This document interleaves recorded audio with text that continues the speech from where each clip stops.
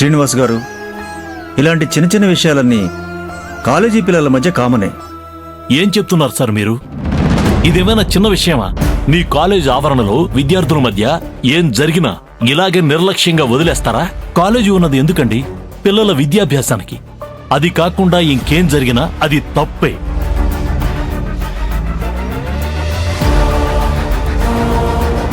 అర్థమైంది. మీరేమీ చేయలేరని నాకు అర్థమైంది. అదే విషయాన్ని రాతపూర్వకంగా రాసివ్వండి. సార్, ఇదంతా ఎందుకు సార్? దానివల్ల ఏం యూజ్ లేదు సార్.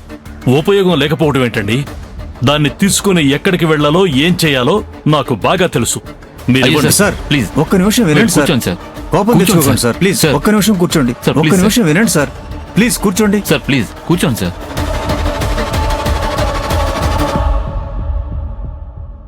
నా బాధ మీకెందుకు అర్థం కావట్లేదు? నా కూతురు మీ కాలేజ్ తరపున ఎన్ని పోటీల్లో పాల్గొంది, గెలిచింది, మీ కాలేజీకి ఎంత పేరు తీసుకొచ్చింది.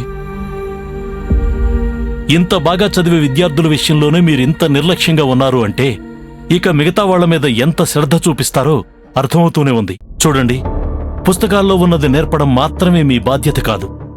పిల్లలకి ప్రవర్తన నేర్పడం కూడా మీ బాధ్యతే. ఆడపిల్లలకి కనీస గౌరవం కూడా ఇవ్వని విద్యార్థులు మీ కాలేజీలో ఉన్నారు అంటే మీరిచ్చే శిక్షణ సరిగా లేనట్టేగా. సార్, 2 సంవత్సరాల నుండి సాధన ఇక్కడే చదువుతుంది. ఎప్పుడూ ఇలా జరగలేదు సార్.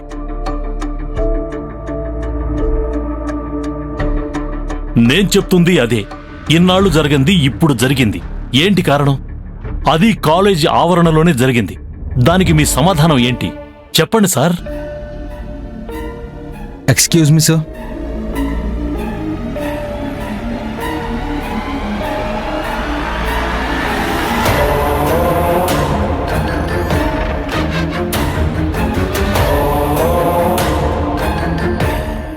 సారీ సార్, సాధన బుక్లో రాసింది నేనే.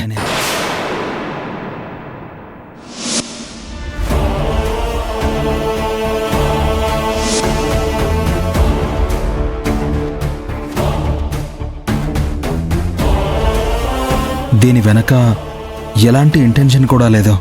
క్యాజువల్గా రాశాను సార్. ఏంటి? క్యాజువల్గా రాశావా? వింటున్నారా ఏం మాట్లాడుతున్నాడో? మీ కాలేజీలో ఒకడు తప్పు చేస్తాడు, ధైర్యంగా ప్రిన్సిపాల్ ముందుకు వచ్చి ఒప్పుకుంటాడు. ఇది చూస్తుంటేనే అర్థమవట్లే మీరు పిల్లలకి ఎంత స్వేచ్ఛనిచ్చేశారో. నా కూతురు బాగా చదివి సాధించాలి, మీది చాలా పేరున్న కాలేజీ, చాలా బాగా పాఠాలు చెప్తారు, మీ కాలేజే సరైంది అని నా కూతుర్నిక్కడ చేర్పించాను. తీరా చూస్తుంటే మినిమం డిసిప్లిన్ కూడా నాకిక్కడ కనిపించట్లేదు. ఏం సార్ ఎలా చెప్తున్నారు? ఇంకేం చెప్పమంటారు? చదువుకునే పిల్లలకి మిగతా వాళ్ల పుస్తకాల్లో పనికి మారిన మాటలు రాయాల్సిన అవసరం ఏమొచ్చిందండి? తప్పు చేశానని ఒప్పుకున్న వాడిని శిక్షించకుండా తిరిగి నన్ను ప్రశ్నిస్తున్నారేంటి? సంజయ్ చాలా మంచి అబ్బాయి సార్. మొన్న జవహర్ సార్ని కలవడానికి వెళ్ళినప్పుడు మీ అమ్మాయిని సేఫ్గా తీసుకుని వెళ్ళి మళ్ళీ తిరిగి తీసుకొచ్చింది తనే సార్.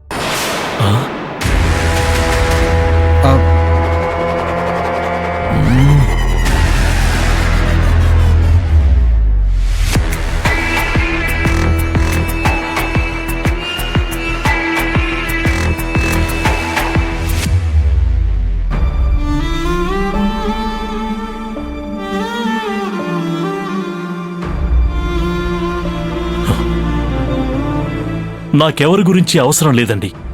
అవసరం లేదు. జరిగిన దాని గురించి ఏం చర్య తీసుకుంటారో ముందు దాని గురించి చెప్పండి. ఇప్పుడే విషయం మా దృష్టికొచ్చింది. కొంచెం టైం ఇవ్వండి. టైం కావాలా? కళ్ల ముందు సాక్ష్యం ఉన్నా తప్పు చేసిన వాడు నేనే చేశానని ఒప్పుకుంటున్నా మీకింకా టైం కావాలా? చూడండి, మీ కాలేజీ ఖ్యాతి గురించి నాకు అవసరం లేదు. నాకు నా కూతురి చదువు మాత్రమే ముఖ్యం. ఆఖరిసారిగా చెప్తున్నా, ఇలాంటివి ఇంకోసారి జరిగినా, నా కూతురు మనసు డైవర్ట్ అయ్యేలా ఎవరు ఏం చేసినా నేనెలాంటి చర్య తీసుకుంటానో చెప్పలేను.